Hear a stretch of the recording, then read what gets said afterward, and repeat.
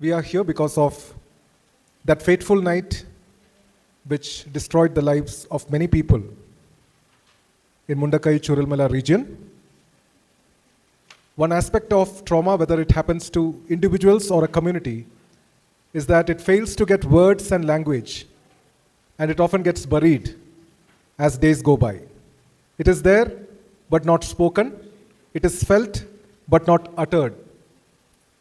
That is why this conference is relevant, so that what happened in Wayanad some months ago does not get buried in the archives of newspapers or libraries, but we take it up, give those images words and a language, and that story is upheld so that we learn from what has happened. We are so privileged to have with us Dr. Shanavas Palliyal, who is Deputy General Manager at Dr. Moopen's Medical College and Aster Wayanad Hospital. He is a Senate member of Kerala University of Health Sciences. He is a key healthcare leader. During the Wayanad landslides, he led critical medical responses. Under his leadership, Aster WIMS provided high-quality, compassionate care, which reflects the vision of Dr. Azad Moopen, who is the chairman and founder of Aster DM Healthcare. So we will have this time to listen to Dr. Shanavas Palliyal, who will be sharing his first-hand experiences in seeing and responding to that crisis situation. Over to you, Dr. Shanavas. Thank you. It is a great privilege to be part of this very important conference, Alive conference. I would like to thank all the organizers and the people behind the Transform for Life organization for the opportunity has given to me as well as the institution where I come from, Dr. Moopen's Medical College. Actually, being a public health specialist, I'm basically a dentist. I'm specialized in public health dentistry. So while going through the Transform for Life and your activities, it is more into community engagement. So happy to see that. And we also doing so many activities in the community level, and I think we can associate with it many areas. And also happy to hear that many of our CMC Vellore alumni is here. We have more than 20 doctors from CMC Vellore. Our PMR headed by Dr. Babish Chako is a good friend of Johan's, and he was telling about all your, when I was sitting as he's messaging me. So that's nice to hear. So before going to my talk, I would like to give a brief introduction about this institution, because it's very important when I talk about my this particular topic. It's Dr. Moopen's Medical College, formerly known as DM Wayanad Institute of Medical Sciences, established in the year 2012. This institution is a dream of one person. When he was doing his MBBS, he wanted to badly have a medical college in a remote part of Kerala. He decided it was in Wayanad.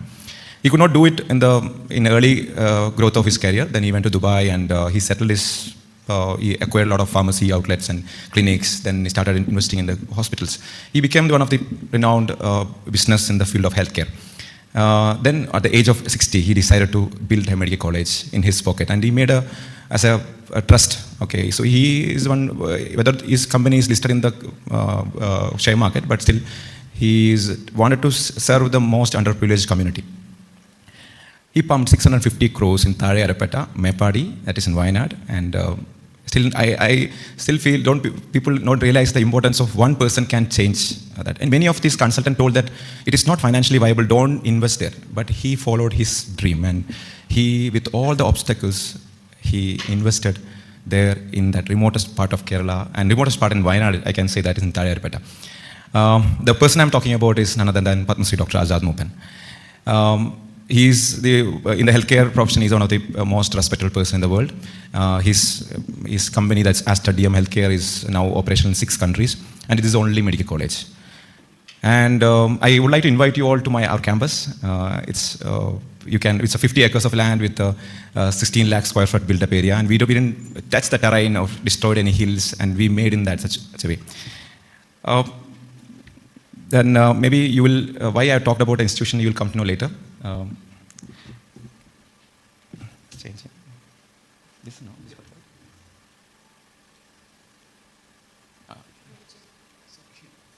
Yeah. I put my topic name as a code green. We have hospitals every time we have a codes. When an emergency situation comes, for example, code blue is nothing but when a cardiac emergency happens. We specifically mention code blue in second floor ward 2. So whoever knows CPR or trained on CPR, they have to be there. Code red is fire, and code green rarely used when an emergency situation where a mass casualty, especially in a natural calamity. Next. I want to talk about three things on entire presentation. One is about the Mundakkai and Chooralmala landslide timeline from my perspective. I was there from the beginning. Maybe you have read your stories from the media, and just one from my side. The second thing, how we saved 440 lives, victims who came for treatment in badly injured shape in our hospital. And third, what lesson we learned, and we have something to say to you. Okay, so Ajmal was informing about these things. We had anybody from Wayanad? All students might be in Wayanad, yes. So the July month, we experienced very heavy rain from the first week itself. Every day there was schools on leave, but we found that, and particularly in the July, after July 22nd, the rain style is increased, and in that area, Attamala, Chooralmala, Mundakkai region, we received more rain. That is a 572 millimeter of rain in just 48 hours. That's why Ajmal pointed out that there was, the warning system was wrong actually. It was orange alert on that day, on 30th. It was supposed to be a red alert. Then later, after that, every rain, government started issuing the red alert. And that is I don't know, that is a debatable discussion required later on, how the warning system works. Now, the timeline of events, the same day, ward member Ajmal was talking about the rain was too much, and the media persons on the 29th, and that visuals I've seen. My good friend Kamal is in Madhubhumi. He was giving a live news coverage that the Mundakkai stream is become like a river and is very furious. So there is a landslide by the Locklite, they were selling. So that night, I felt that something going to happen. I may get a call. I get a call when a confusion happens in the operation. By the way, I'm heading the operations of this hospital, Aster Wayanad Hospital. So whenever the person who cannot manage any critical situation, they will come to me. So I was expecting a call in the night. So I could not sleep also because the rain is too much. Exactly by 1:40, I received a call from my good colleague, Neetu. She said, sir, landslide, and the water is gushing inside, and please save me. I asked Neetu, are you okay? How many are there in the house? They said all the neighbors, especially women and children, are there in the house. Then just tell me, I asked her to describe yourself. Then she said, Kadale bole. If you see outside, only can see like a sea, water flowing. It's in the middle of the night. She was crying. She said, please help. I told, we will be there in 40 minutes time. That's running time. Before that, we'll reach. I'll send you the ambulance. I'll send you the fire force. Don't worry about it. That is the first call. And then I checked WhatsApp. I checked social media. Nothing. There is no reported case. Then I thought only for the Neetu. But I gone to Neetu's place, Neetu's house before. It was very crowded area. So if landslide happened to Neetu's house, that means it's more than 50 to 60 houses might have affected. So then I tried calling the police stations, Mepadi, Kalpetta police station, don't know any idea. Then I called 100. Then I called the fire force. Fire force person also said that I got a call and we are planning to go that side. Then I decided to put a message by 2:20 a.m. In our WhatsApp group in my social media. Our own staff has a WhatsApp group. We have 2,200 staffs in our hospital. So that is the first message I put. Then I'll just give you a screenshot of the WhatsApp. These are the events happened. So the first person was responding was a Pramesh. He was there in Chooralmala. He was describing how the situation was, giving the videos, sending details. I can see here the people giving WhatsApp voice messages, screaming for help. Our own staffs and relatives are there. And the worst thing is the night duty staff's relatives are stuck in that area and they are calling me to help. So my WhatsApp and calls flooded with SOS messages. Then I started getting police, people are all on the way. So even Neetu's voice message said, she's also in the WhatsApp group, please help. Next. Then the real news came at 3 o'clock that there is a massive landslide happened, 2 villages washed away. Then we realized what we are witnessing is one of the worst natural calamity in the recent history of India. Then first patient came, head injury, 3:30 a.m. we received first head injury cases. We started getting, by 5 o'clock, we started getting all the injured patients. So we told them, write down in a board whoever is coming and display outside. Because media people asking me who are coming and missing. I'm getting all the photos of missing persons. So they especially the relatives from outside that area. Just wanted to show you, this is a Reuters satellite picture, shows Mundakkai and Chooralmala, the two cities. And here it is the Punjiri Mattam. The landslide happened exactly here, Punjiri Mattam region. It acted like a dam. When the water gets in, it is like a ballooning effect. And all the rocks and woods went to one place and started collecting the entire water body. Then actually landslide happened only once, but the real impact came at 4 a.m. That's how we lost many of my friends and colleagues in Chooralmala. Next, yeah. So 4 a.m. code green we activated, and mass casualty protocol we activated, and all the on-duty personnel mobilized to emergency department. And ED triage, I just wanted to put a triage, I'll explain what is triage, how patients divided. So we have put decontamination room is very, very important, because every person injured or a body coming to our department is with mud and all, their mud went inside their mouth, and it's not visible which age, which gender it is. So we have kept a separate room, but that was not enough. So we have identified a place where we wash first and get into it. So decontamination room was set up, and we know that more number of 2 villages washed away, and our bed strength is 950. We expect more numbers. We don't know what to do. Slowly leaders are coming there. So I was live coordinating from my house with the WhatsApp and calls. So I called the medical superintendent, and Paul Peter is the head of the emergency department, to come there. They are already activated, and by 6 a.m. I reached, and I could able to see that 15 injured patients already, victims are already arrived. We started slowly getting the dead bodies. That is by 6:30 a.m. Next, 7 a.m. This is something we could able to do something remarkable job. We formed a disaster cell, and we convened a meeting, and all the surgeons, that is neurosurgeon, maxillofacial surgeons, ENT, plastic surgeon, all surgeons are being called, and all the special critical care specialists, all the intensivists or the emergency department doctors, heads are being called, and nurses team, and heads like management heads and dean and vice principals called, and everybody we are given a duties. I was given a responsibility of briefing the media and coordinating with the government officials. And we all decided to stay back, and the first day ED is very important, emergency department. And we need, the main problem was our ICU was full, and we have 100-bed ICU, almost 82 number of ICU beds already used, and our ventilators are full. So we little worried what to do. Now patients are coming with need ventilators, what to do. So I called the district administration, they convened a meeting, they said they're on the way. Next.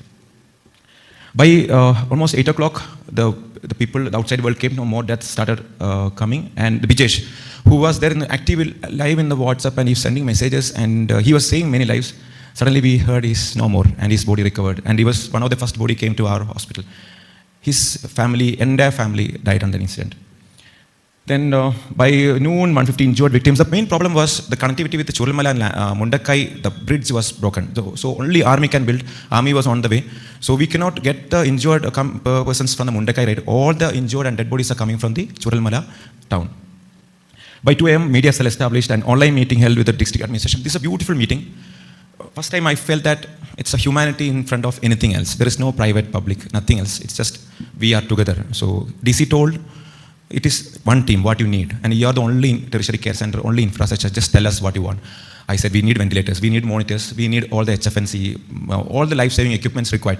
We don't know the numbers, but we need right now. And we have patients who are undergone surgeries, cath lab is full, and okay. So Collector said all the heads of the nearby private hospitals and government hospitals collected, and some of the patients can be shifted if needed from our hospital. So our hospital declared only these 2 village victims to allocate. Then we started receiving all the ventilators and the equipments the government we received from the Kozhikode Beach Hospital, Kozhikode Government Medical College. That was something remarkable example how a public-private partnership can save lives. Neither was no more. We realized after 2 days, because her phone was switched off after 4 a.m. The worst part was when we have another WhatsApp group where all the unidentified bodies photos keep on sending. Unfortunately, I have to see every photo and see who is something similar to her. She has, and the only thing is some ornament or a ring she was wearing, that is only identity mark. And we recovered her body near Sujipara waterfall. And that's the first recorded call from first. She was the first person to inform the world about this calamity. And there is a house, next photo. We lost these 4 important staffs. They were all there in the WhatsApp and trying to asking for a request. We never thought they'll die. We wanted to help them, but we could not. We sent the ambulance at that time itself by 2:45, but the ambulance could not reach that area mainly because more of elephants on that road, and especially so much trees are fell on the road, it's blocked. And by 3:30 we were there, but in front of a natural fury, we are less helpless. Just watching is only thing we can do. These are the data. Finally, we have 445 patients came, and in that we have done 37 major surgeries. We have head injury right away from the day one. It is not done just by us. We have a support of the patient. The doctors came from the Apollo also. Doctors came from the Aster MIMS Kozhikode, and they performed a continuous surgery all night. A few of them we thought will die. They never come back. But we were not ready. The doctors were not ready. As a team and support of the government system and life-saving equipments, we saved everyone. There is whoever came with one pulse, they were alive today. And next, yeah. This is Punjiri Matam. My friend's photo taken. This is a starting point. Next. This is a Chooralmala just after 1 week time, and no, this is during the Bailey Bridge they are going to construct. That's during that time. This is next to Neetu's house. These are the photos I have taken while going there. I was checking all the houses who were there. So after 2 weeks time, I'm taking all the photos. Yes. Just took some few photos to know how impact it was. Next.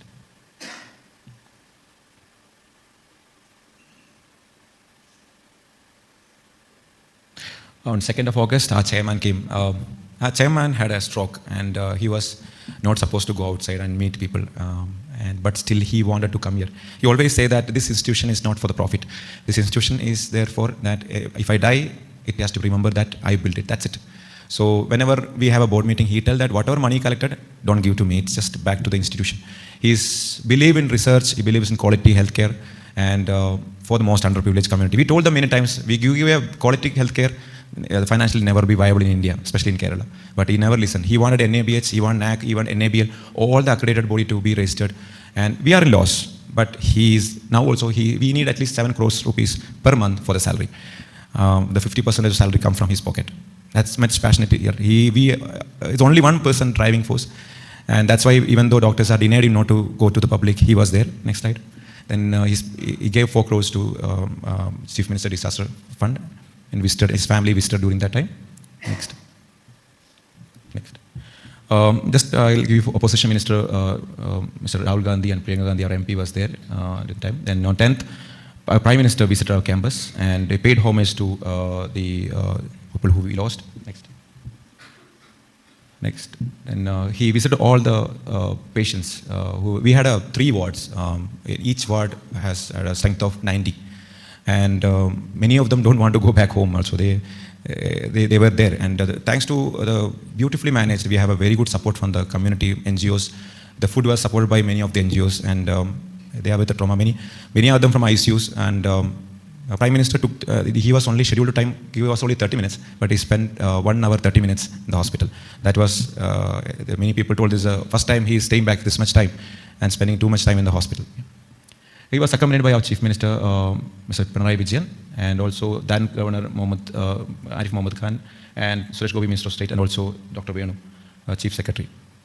Her story is different. Dr. Sudhikriti, she was a tourist, and she came with her husband to celebrate her honeymoon. She was there in Mundakkai region in a resort, and she came with another friend, Priyadarshini, and her husband. Only Priyadarshini and Sudhikriti saved her life, and both of their husbands died on that day. She came with a very badly injured condition, multiple rib injuries, fractures, all over polytrauma. Mud went inside the lungs, and we thought that she'll never make it. And we got a lot of Orissa officials coming, and their relatives. She's a doctor. She's a PG student, 3rd year physician, and they wanted to shift. But after coming here, seeing our infrastructure, they said, no, Orissa, we won't get this kind of a support. So they wanted to continue here. All the surgeries, after 2 months of treatment and 14 days of ventilator, she finally left us. And she also said that after her PG, she's going to come back and join this institution. how we saved 440 lives. Just, it is from my perspective, what I witnessed. I am just put some few points. Next. It is about teamwork. When I say teamwork, it's doctors, nurses. When we talk about only the doctors and nurses, but there are people who are behind laundry team. I don't know how they got, we need lot of clothes, nylon clothes.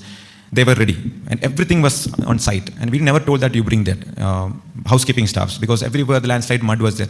They were cleaning everything because the operation, we need emergency cases, we have to shift entire patient. We did some 10 surgeries together.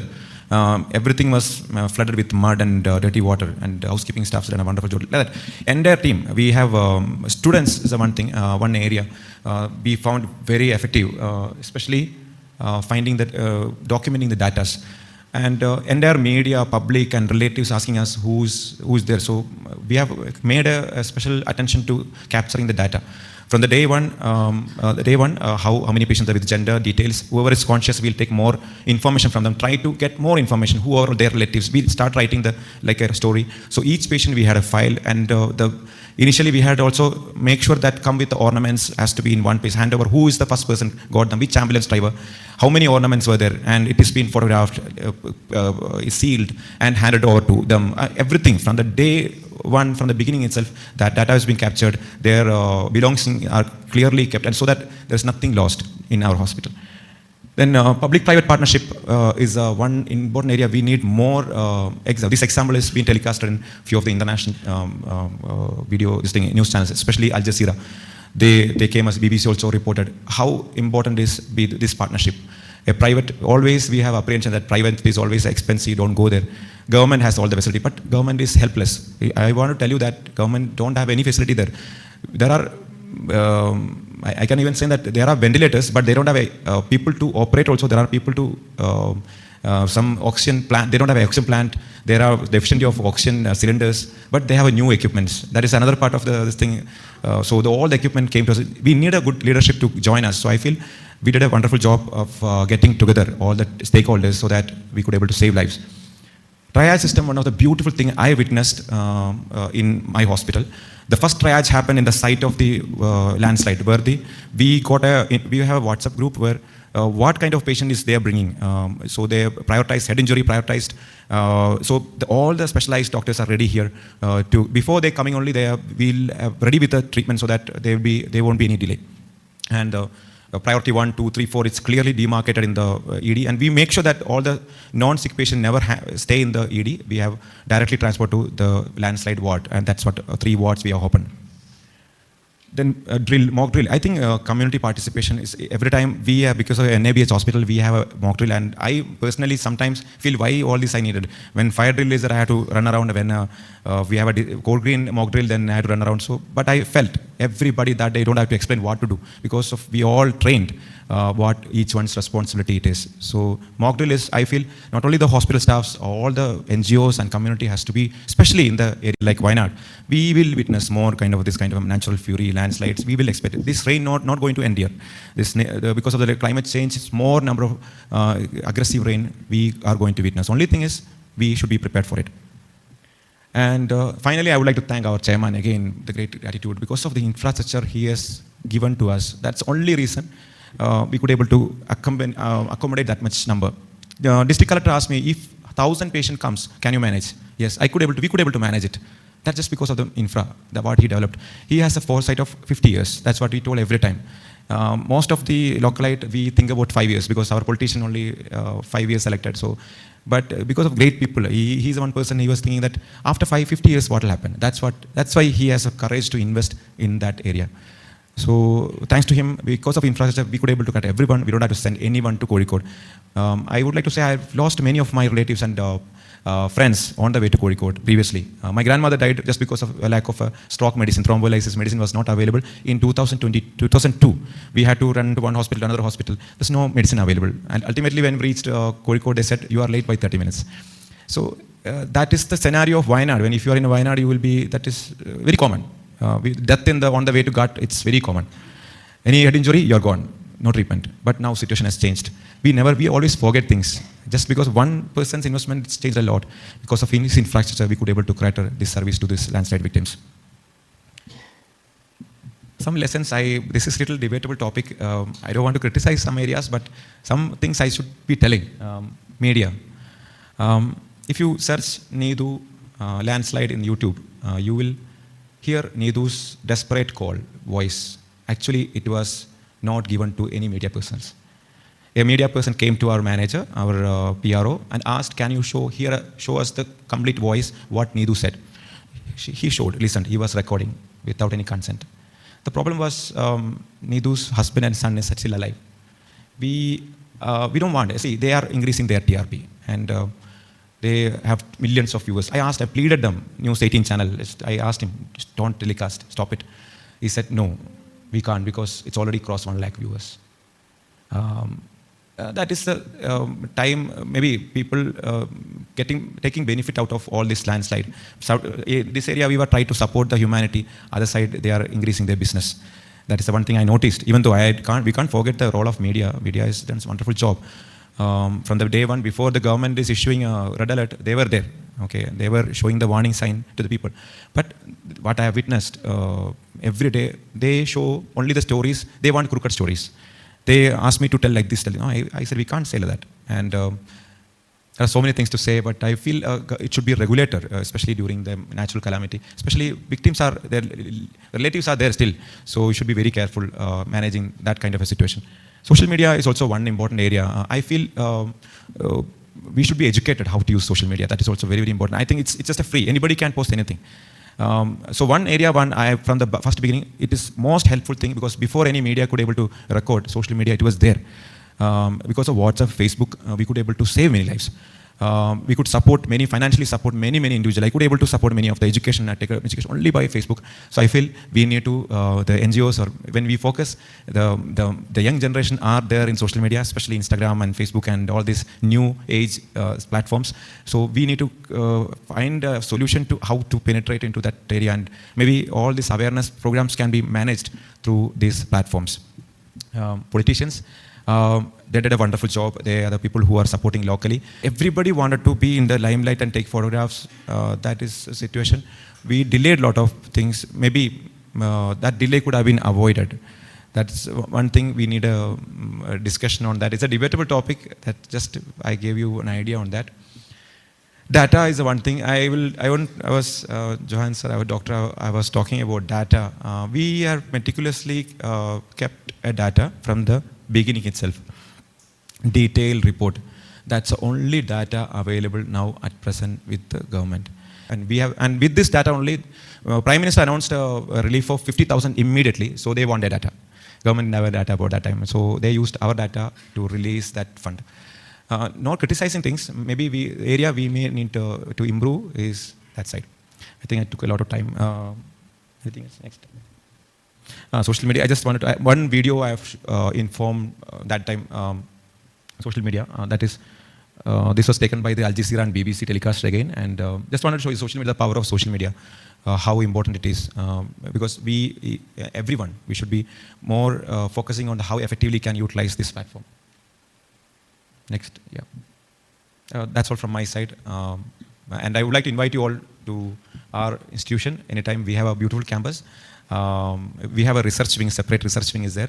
Aster, entire Aster, world over Aster is kept one separate research wing, and we have one beautiful PMR department. It's wholly supported by CMC Vellore. We have 140 staffs in PMR, and all 140 staffs are CMC Vellore, including all trained from CMC Vellore. And we get referral from all the Aster hospital outside Kerala. That's all from side. Any questions are welcome. Thank you. Yes. I didn't tell you that. See, when Puttumala incident happened, that was a daytime. 20 people died. It's very near. So that time I could able to call, directly chairman called me and said one thing. Shanavas, when a landslide and a natural issue happens, don't ask money. No more, nothing. Don't ask any document. Whoever, just open our door and do the treatment. Okay, that is a one incident I could, because when this incident happened at 1:40 a.m., one message I sent to my team that no money, no bills, nothing, no document, just treat.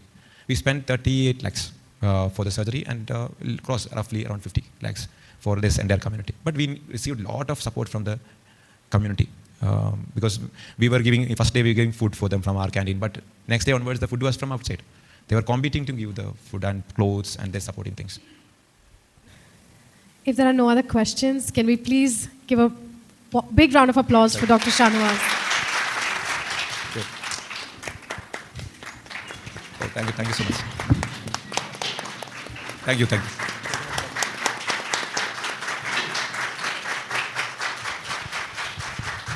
As a token of our love, we would like to give a small gift to you, sir, for taking your precious time to be with us today.